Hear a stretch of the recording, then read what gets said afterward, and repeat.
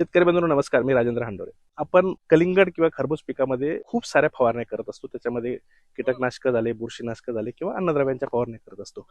पण कीटकनाशक किंवा बुरशीनाशक यांचा फवारणी करताना आपल्याला अजूनही काही जैविक गोष्टींचा विचार करावा लागतो किंवा करावा, जेणेकरून आपल्या कीटकांचं येण्याची वेळ, त्यांचा प्रादुर्भाव किंवा आल्यानंतर त्यांचा कुठेतरी ट्रॅप आपल्याला करायचा आहे, त्यासाठी आपण वेगवेगळ्या मार्गांचा अवलंब करत असतो।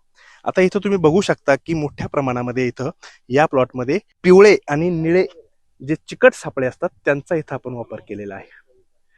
शेतकरी मित्रांनो, आता कलर व्हेरिएशन का की निळा जो सापळा असतो त्याच्यामध्ये मोठ्या प्रमाणामध्ये थ्रिप्स सारखी जी गोष्ट आहे ती आपल्याला अट्रॅक्ट होत असते। त्याच्याने आपल्याला त्यांचा झालेला प्रादुर्भावही कळतो आणि मोठ्या प्रमाणामध्ये ते थ्रिप्स त्या निळ्या सापळ्यांकडे आकर्षित झाल्यामुळे तिथे चिकटतात आणि त्यांचा जीवनक्रम पुढे संपल्यामुळे त्यांचा प्रादुर्भाव कमी होण्यास सुद्धा आपल्याला मदत मिळते। तसंच आपण इथे बघू शकतात की हा येल्लो सापळा किंवा याला आपण पिवळा चिकट सापळा म्हणतो। याच्यामध्ये तुम्ही बघू शकतात पांढरी माशी असेल, त्याच्यामध्ये वेगवेगळ्या प्रकारची हॉपर्स असतील, मावा असेल, या सगळ्या गोष्टी ह्या पिवळ्या चिकट सापळ्यांकडे आकर्षित होत असतात।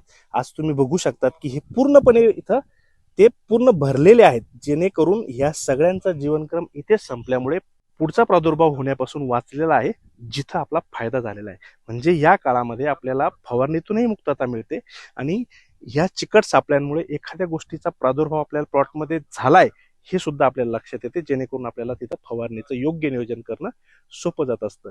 या सगळ्या गोष्टी आपल्याला प्लॉट्समध्ये राबवायच्या आहे। अशा गोष्टी आपण आपल्या प्लॉट्समध्ये नक्की अवलंबावा। अशाच माहितीसाठी आम्हाला नक्की फॉलो करा आणि संपर्कात राहा।